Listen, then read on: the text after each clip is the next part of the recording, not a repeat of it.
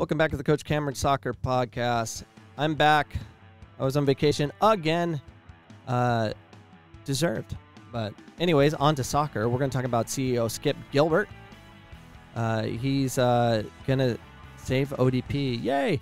MLS is now building a new league for youth soccer. Are they doing it the right way? Probably not. And college recruiting is in full go. There was an ODP showcase event, Bring the Virus to Everybody. All of this can be on episode 540. Oh, it's so hard to time the timing of my music, my transition, but not too bad. So first up, we're going to be talking to our friend, Skip Gilbert. Well, not actually going to talk to him. He won't return my calls. Why? I'm a nobody. U.S. Youth Soccer CEO Skip Gilbert aims to invigorate ODP through MLS partnership. No. I don't even know how that's going to work.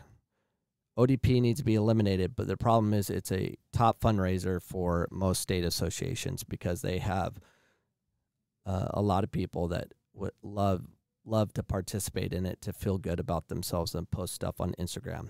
Well, those that can afford it. During an appearance on the Soccer Wire podcast this summer, U.S. Soccer CEO Skip Gilbert expressed high hopes for reinvigorating the USYS Olympic Development Program because, is it Olympic? No. Is there development? Zero. Is it a program? It's not much of a program, but it exists. They should call it the MMP, the money-making program. It goes on through to talk about the Major League partnerships. I don't know how that even helps. So they lost DA. That what it should be titled is this: U.S. Youth Soccer CEO Skip Gilbert aims to invigorate ODP because MLS took the DA from them. That's what happened. MLS was always taking it away. We'll talk about that later. Following the closure of the U.S. Soccer Development Academy in April, MLS went on to announce the launch of the new Elite Boys competition platform, and shortly thereafter entered a major national alliance with USYS. That alliance could play a key role in helping MLS and, in turn, U.S. Soccer cast a wider net when it comes to identifying young talent across the country. It's not. There is no way any of this helps anything. It's just a new name. I've been saying this from episode 2 that there's a new branch of suckers every year, and it's the same model. It's the same people involved. It's the same soccer clubs. It's the same coaches. It's the same administration. The only thing different is the players and families. They just keep screwing it up, and then they destroy whatever program they created and create another name and repeat the awesome cycle we are in, the cycle of stupidity. While speaking with Soccer Wire analyst Charles Boham, Gilbert discussed the need for a simplified talent identification pipeline in America. Of course, there should be a simpler identification pipeline. It's easy. That player's good.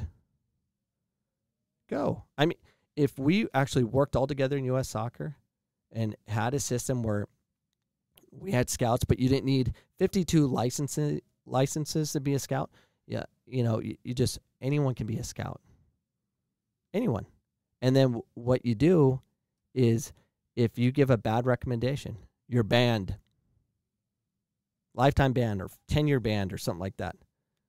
Make it cutthroat. And for the recruiters that are successful, reward them if they cannot, because there is talent and we don't go after them at all. Part of the discussion with our friends from Major League Soccer was creating a simplistic pipeline that players can follow, Gilbert said. It didn't matter where they were coming from, but the reality is that this is a big country. I've already sat in meetings where we talked about the models in different European countries and how they've got such great players developing development pipelines, and that's why they're able to generate success on the field that they have. They have a great identification program. That's what they have. So Brazilians are good. Spaniards are good. Africans are good. Why? Study that, and maybe you'll get a better idea on what's going on. So anyways, let's just move on to the MLS. The MLS and U.S. Soccer, they've been fighting nonstop over really of stature, like status. Like if their teams lose, they can't be punished because they'll punish their status, and they can't have their status punished, or we'll pull out. That's what happened. The new MLS. So how MLS can build its new youth league the right way? They can't. The new MLS Youth League will feature 113 total clubs in its inaugural season, including all 30 MLS Club Academy programs. It also included 83 non-MLS clubs, most of which are former U.S. Soccer Development Academy members. Okay, here's the fight. So you have 30 MLS soccer clubs versus 83 non-MLS clubs. What's going to happen, MLS, if a non-MLS club beats you? Do you take their player and advance them, or do you do promotion relegation so we can have real competition? And if a non-MLS club wins the league, do they get to move up to the next tier or whatever we're doing? Is it truly going to be open competition? And maybe it is, but typically it's not, because MLS youth teams can't lose to non-MLS clubs. That's not allowed.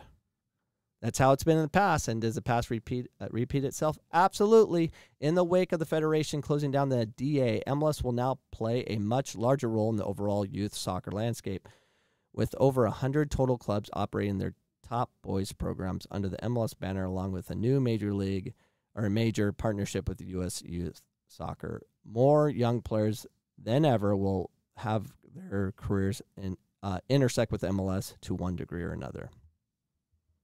Okay, that tells me nothing. What it tells me is it's going to be the same.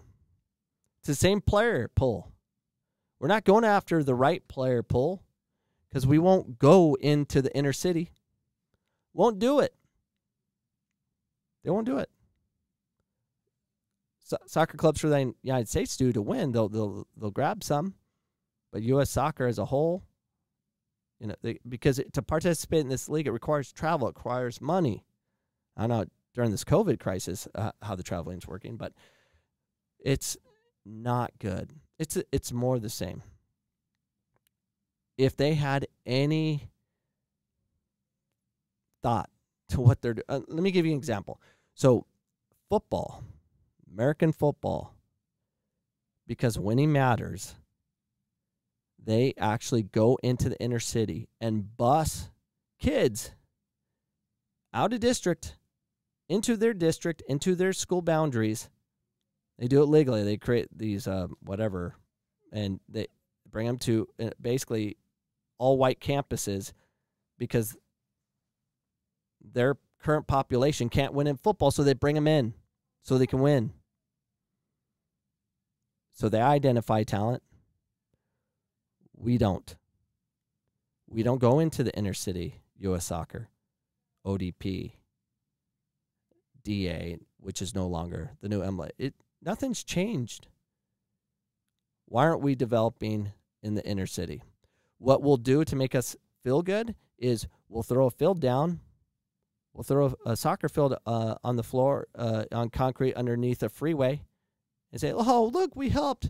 Yay. We'll create cage futsal facilities and let the Parks and Rec deal with it.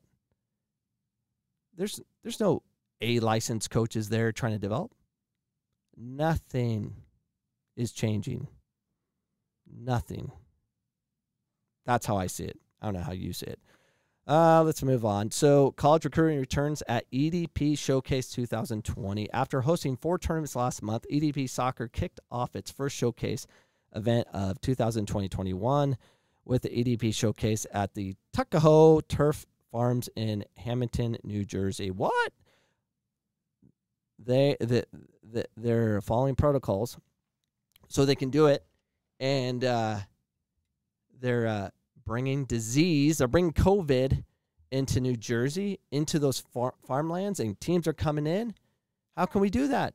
I thought we're all going to die. How dare they allow this event to happen and have people from all over the country come to this facility and to spread the disease and kill us all? How dare they? I don't know. The event hosted U15, U19 boys and girls teams as many clubs continue back to competitive play. Following EDP health and safety protocols, coaches and players were excited to be back on the field, of course. The scheduling format included back-to-back game times. What? We don't care about player safety on that end, only if we breathe in the COVID. And also provided for important social distancing protocols and the ability for the tournament operations staff to properly sanitize as needed between groups leaving and entering the facility. EDP Soccer also used a new field layout for the weekend, which created extra space, ensuring that the team spectators had the ability to distance themselves. That's brilliant. Got to clap for that. Brilliant. All we're doing, here's the COVID rules. We are in a world of you're not allowed to do anything because COVID's going to kill you unless you create fake procedures to keep you safe. This isn't keep anyone safe. I don't know who came up with the 6 feet and the mask thing and all that. And that guy's not wearing a mask. What school? I'm calling. This guy could get fired. Look at him. He traveled all the way over there. He has his water. Who is that guy? Where's his mask? Let's see. Is he 6 feet? Because we have Karens and people like me that are paying attention to every little detail, making sure people wear masks. Where's his mask? Everyone else is. What school is that? That guy's in big trouble. Big trouble. So we just create this spectacle. Like, here's our guidelines. Here's our protocols. We're safe. It's not safe. It's not safe at all. I don't know how they're even doing this. Who's even allowed to go? Division I and Division II, I don't even think allowed to do anything. Oh, wait. With Division III and junior college coaches allowed to recruit off campus, many coaches were in attendance for what was one of the first chances to, again, watch players in person. EDB partnered up with Scout Zone for advanced scouting and experiences for the coaches in attendance. In addition to the college coaches on site, EDP also partnered with the Next Level Video for the event. So the Division I coaches, the NCAA mandated dead periods till 8/31 end of this month, and same for the Division II. Division III coaches were not able to make it because of low budget. So who was there? Just JUCO. JUCO. I'm all about JUCO. So these are JUCO coaches, and this JUCO coach is going to get fired for not wearing a mask.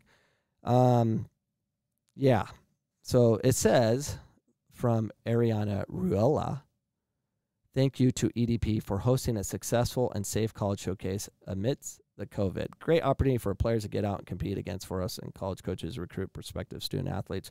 Well, doing so safely, we have to be safe because Karens are out there watching every move. Thanks to EDP's protocol guidelines and signage at the field. They had signs for safety because we're all stupid. You know what the sign should say? Exercise. Eat real food. Get your sleep. Take your vitamins. That's what it should say, because you know the best mask I have? It's my lungs. It's my immune system. But we don't talk about it. Why don't we talk about that? Because no one cares about real safety. We're on 4 months of lockdown now? 5 months? I don't even know. Seems like 5 years. You had a lot of time to fix your health. Did you? No? Well, you're screwed when we come out, because eventually we have to come out because there's no vaccine that's going to save you. Kind of like the flu shot. It only saves you from like some of the flus, if that. It never works. Every time I get a flu shot, which I stopped like 10 years ago, I get sick. I'm not doing it again. Ever. And you're not injecting me with some COVID whatever. I am the cure. I'm immune to everything. I do Wim Hof breathing. I take cold showers. I'm on a plant-based diet. I can outrun all these college coaches behind me. I'm fit. Hasn't always been the case. Anyways, moving on up. So there's a report today. We're going to hear about the Big Ten. It's expected they're going to cancel fall soccer, fall everything. According to a report from the Detroit Free Press, the Big Ten is on the verge of becoming the NCAA's first Power 5 conference to cancel its fall soccer season. A formal announcement is expected to come out as early as Tuesday. The Big Ten's fall sports season could potentially be rescheduled for the spring 2021. Who knows? The NJCAA already moved that way, so maybe they'll follow suit. On Sunday evening, ESPN reported that the commissioners from each of the Power 5 conferences, Big Ten, ACC, Pac-12, Big 12, and the SEC, held an emergency meeting to discuss possibly of reaching joint decision to cancel or postpone their seasons. They can't cancel. Not football, not big football. They need to postpone. It needs to move past the election. It's not about politics. How dare you? Yes, it is. COVID's real. But politics is blowing everything up. We could go back to safety. If we can go to Walmart, we should be able to open up the economy. You're basically forcing everyone to Walmart, Costco, and a corner store. We are already engaging. So either we know how to social distance and put a mask on, or we don't. We need to move on. But yeah, there'll be football. It hasn't moved. It can't lose that money. There's no way. No way. It's not possible. Universities are hurting already. They need something. The only thing that can save them right now is football, American football. The Pac-12, which ASU down the road, I don't know if they'll bring soccer back. It's not a money-generating sport, as far as I see. On the men's soccer side, the Big Ten features the following 9 programs: Indiana, Penn State, Michigan, Maryland, Northwest Michigan State, Wisconsin, Rutgers, and Ohio State. Oh, brother. Yeah, so it's all going bye-bye. It's all going bye-bye. So I'm done. And I might be back on tomorrow.